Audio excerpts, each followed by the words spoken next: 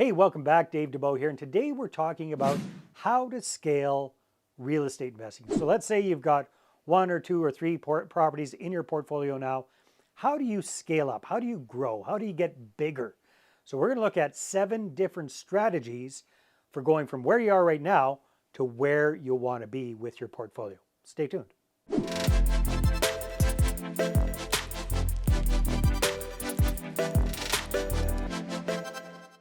All right, so the first thing we want to do is we want to have a clear plan of action. We want to have a clear goal that we're shooting for. So if you want to scale your portfolio, if you want to scale your real estate investing, you need to understand exactly where you're starting from and where you want to go. So I highly recommend you kind of do this in phases. So if right now you got one property and you want to end up with 100 units in your portfolio, don't just have that as the final goal. Yes, you can have that as your end goal, but have some mini steps in between. What do I mean by that? So if you're starting off with 1 or 2 or 3 properties, maybe a realistic goal to shoot for in your first year of scaling things up is you want to go from 2 or 3 units to 10 units in your first year. Don't try and go for those 100 units right off the get-go. It's not very realistic. All right, so have realistic goals. Don't sell yourself short. It's amazing what you can accomplish in 10 years, but don't overestimate what you can do in 1 year. Okay, so have a good target to shoot for. Tip number 2 is make sure that you've got a really good, solid team. If you want to be scaling your real estate portfolio, you need to bring other people in on the action. Chances are, if you got 1 or 2 properties under your belt, you've done most of that on your own. If you want to scale up, if you want to really create a significant portfolio, you need to have a very solid real estate power team. So what does that mean?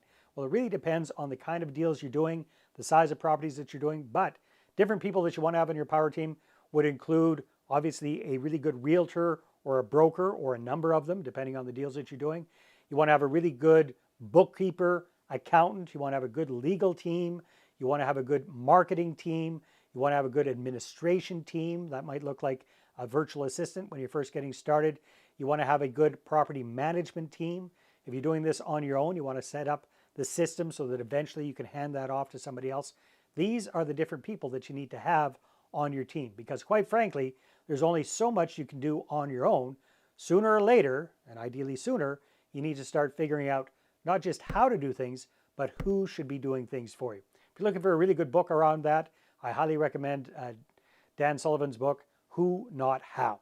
Tip number 3 is leverage technology. So for example, if you're a mom and pop real estate investor and you're self-managing 1 or 2 properties, chances are you can get away with doing that kind of stuff with using an Excel spreadsheet, or if you're really old school, jotting down notes and kind of having folders and loose leaf papers lying around. You can do that for a couple of properties. But once you start scaling up, you need to really start not just leveraging your team members, but leveraging technology. So that could be having a CRM system for tracking all of your tenants, all of your investors, all of your prospective investors, having that kind of a program, having an email autoresponder program for communicating with people, having property management software set up, having different software set up for managing investors if you're getting into syndications, things like that, having communication systems set up, something like Slack, so you can communicate in real time with all of your different team members, no matter where they are. So once you start scaling up, you really need to start leveraging technology. The 4th thing that you probably want to look at if you want to scale things up is diversifying. What do I mean by that? I mean, if you're doing single family homes right now and you want to scale, you're either going to have to do 1 or 2 things. You either have to do a way bigger volume of the kind of deals that you're already doing, or you might want to look into getting into a different investment class. So perhaps you go from single family homes into small multifamily properties. Then once you're doing that, perhaps you go into larger multifamily properties. Or perhaps you diversify into a different investment class like self-storage facilities. So you buy one self-storage facility with 150 storage units in it. You've just created 150 more units for yourself without tenants and toilets. You get my gist here. You want to start scaling and going bigger and diversifying. Now, if you want to get serious about scaling, there's only so much you can do with your own financial resources. Sooner or later, you're going to have to start bringing on investors and using other people's money. So there's a couple of different ways that you can do this. You can bring on joint venture partners. Typically, that's one or two other people per deal, and you're both bringing some sort of value to the table. You're bringing the deal and the expertise. They're bringing the money. You're doing the deal together. Or if you're starting to get into bigger deals, perhaps you're bringing on limited partners. You're doing some sort of a syndication, and you're bringing on purely passive investors at a larger number, larger scale. Whichever way, sooner or later, you're definitely going to have to start using other people's money to scale up your business. This reminds me of one of my clients. His name is Remington. Remington is a very, very interesting guy. He is recently got out of the military. He was in the Navy for, I think, 13 years. He was actually driving submarines around. Very, very interesting career. And he started investing in real estate part-time while he was actively serving in duty in the military. So he did one or two deals here or there. He started getting a little bit more serious about that. He went from single-family homes and found different investment strategies. He ended up really dialing things in with flipping raw land. Yeah, you heard me right. Flipping raw land. Very, very interesting strategy. So he was able to do a number of deals on his own, but then once he decided to get out of the military and focus on real estate investing full time, he knew that in order to scale, he would have to bring on joint venture partners and investors. So at the beginning, he brought on joint venture partners who would bring in the capital. He'd do the deal. They'd share the profits 50-50. Now he's scaling things up, and he set up his own fund. So he's able to bring in passive investors and pool that money and do a much larger number of transactions. So he's got his machine so dialed in, he's actually sending out 200,000 mail pieces every single year to generate leads and attract motivated sellers to him. On average, he's doing between 3 and 5 deals a month, and he's using other people's money. By doing this, he's being able to scale up his business to where he's got a very, very, very profitable real estate investing company. You can do the same thing with other people's money.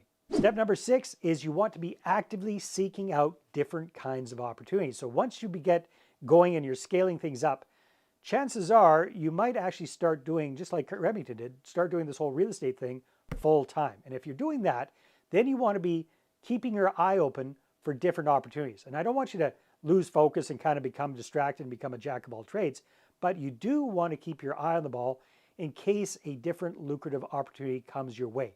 Great way to do this is to attend your local real estate investment meetups or RIAs, to attend conferences, different real estate conferences and get-togethers and seminars and symposiums around the country.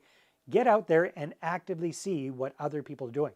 You can also watch podcasts, listen to podcasts, watch YouTubes like this one. Just get an idea of what's available and keep your thumb on the market to see what makes the most sense. And 7th, last but not least, you really, really, really want to take a look back every once in a while and learn from your own experiences. What's worked? What didn't work? What are you going to do differently moving ahead? We all have good experiences. We all have bad experiences. The difference between a pro and an amateur is whether or not they learn from those bad experiences and do better deals moving ahead, or if they just kind of keep doing the same old without really learning from the mistakes of the past. So if you want to really focus on this, I highly recommend that every 6 months or every 12 months, you just kind of take a look back over the previous time frame and say, hey, what worked well?